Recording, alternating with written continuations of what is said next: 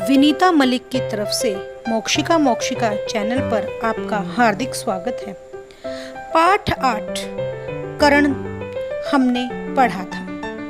अब पाठ 9 में आचार्य द्रोण के बारे में पढ़ेंगे। आचार्य द्रोण महर्षि भारद्वाज के पुत्र थे। पांचाल नरेश का पुत्र द्रुपद भी द्रोण के साथ ही भारद्वाज आश्रम में शिक्षा पा रहा था। दोनों में गहरी मित्रता थी। कभी कभी राजकुमार द्रुपद उत्साह में आकर, खुशी में आकर द्रोण से कह देते थे कि पांचाल देश का राजा बन जाने पर मैं तुम्हें आधा राज्य दे दूंगा। उन्होंने इस बात को सच मान लिया।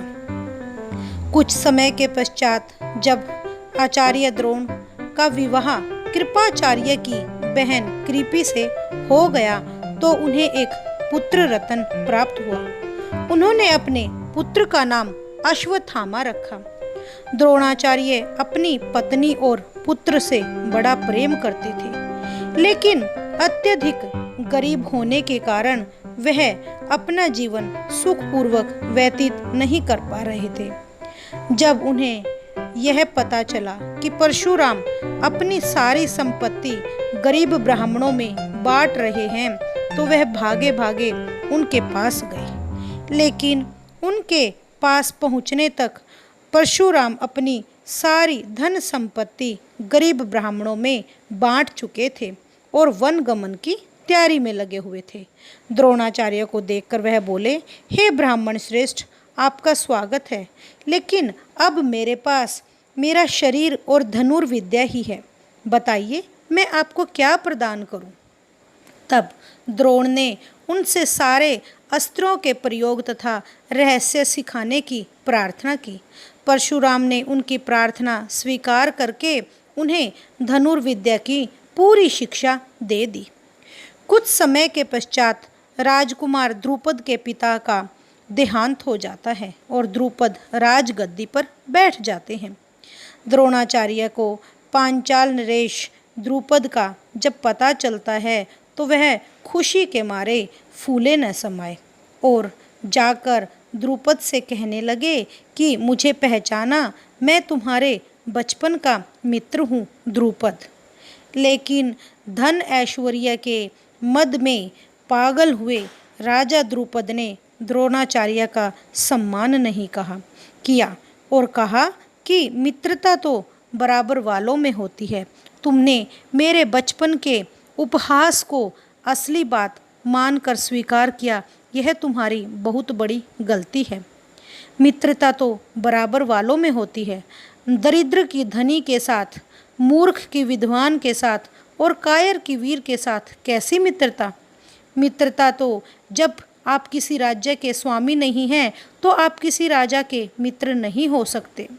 द्रुपद इन बातों से बहुत लज्जित हुए और क्रोध के मारे वापस लौट आए।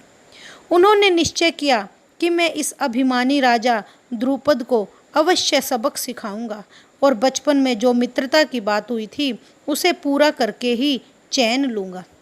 वह हस्तिनापुर पहुंच जाते हैं और अपनी पत्नी के भाई कृपाचार्य के यहाँ गुप्त रूप से रहने लग जाते हैं। एक दिन की बात है कि हस्तिनापुर के राजकुमार खेल रहे थे और उनकी गेंद अचानक कुएं में जा गिरी।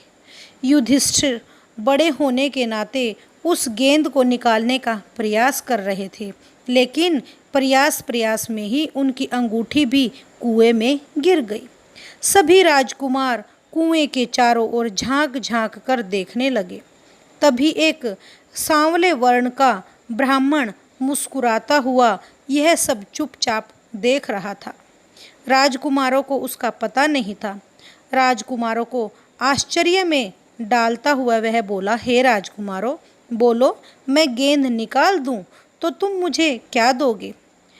ब्राह्मण श्रेष्ठ, आप गेंद निकाल देंगे तो कृपाचार्य के घर आपकी बढ़िया दावत करेंगे, युधिष्ठिर ने हंसते हुए कह दिया। तब द्रोणाचार्य के पास में पड़ी हुई एक सीख और उस सीख को उन्होंने पानी में फेंक दिया।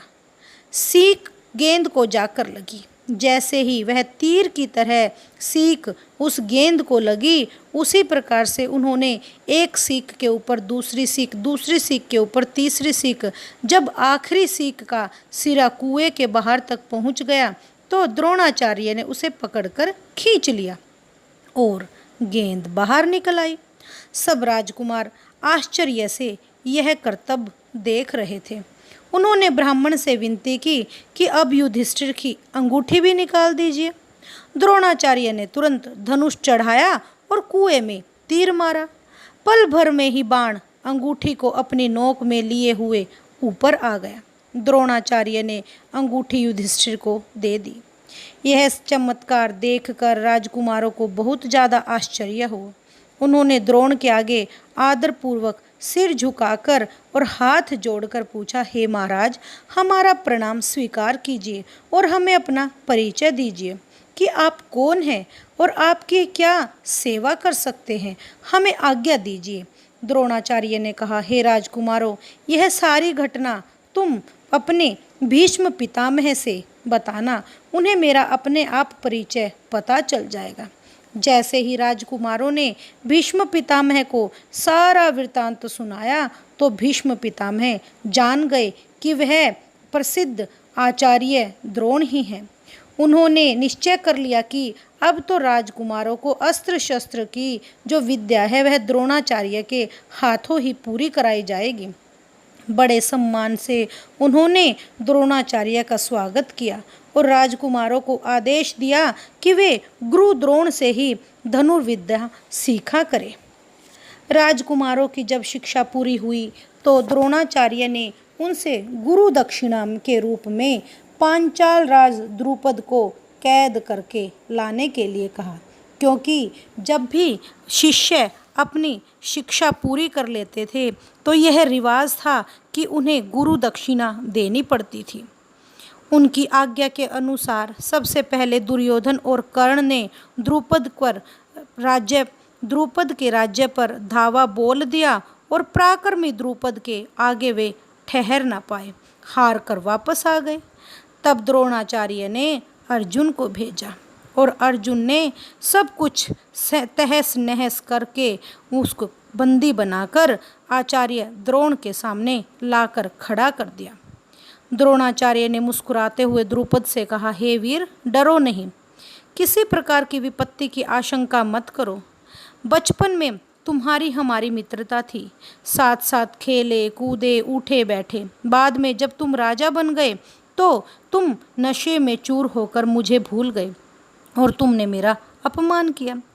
राजा ही राजा के साथ मित्रता कर सकता है, इसी कारण मुझे युद्ध करके तुम्हारा राज्य छीनना पड़ा। परंतु मैं तुम्हारे साथ मित्रता ही करना चाहता हूँ, इसलिए आधा राज्य तुम ले लो और आधा राज्य मुझे दे दो। मित्रता तो बराबर वालों में और बराबर वाली हैसियत वालों में ही तो होती है। द्रोणाचार्य के यह अपमान भरे शब्द द्रुपद को घमंड उनका चूर चूर कर दिया, लेकिन बदले में घृणा दूर नहीं हो पाई और अपने अभिमान को ठेस लगने के कारण जो उन्हें पीड़ा हुई थी वह उसे सहन न कर पाए। द्रोणाचार्य से बदला लेने की भावना से द्रुपद ने बहुत सारे कठोर तप और व्रत किए और अपनी कामना को पूरा किया। अपनी कामना उन्होंने एक पुत्र के रूप में प्राप्त की और उनका पुत्र हुआ धृष्टद्युम्न, जो द्रोणाचार्य की मृत्यु का कारण बना।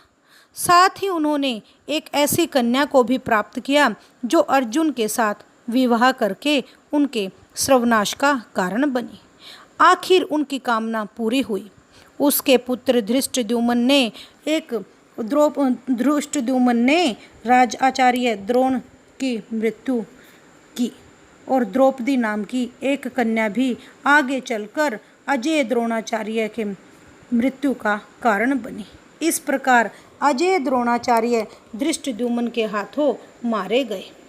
इसी प्रकार से धृष्टद्युम्न के द्वारा द्रुपद ने अपना बदला पूरा किया। इसमें इतना ही। अगले पाठ में फिर मिलते हैं। धन्यवाद।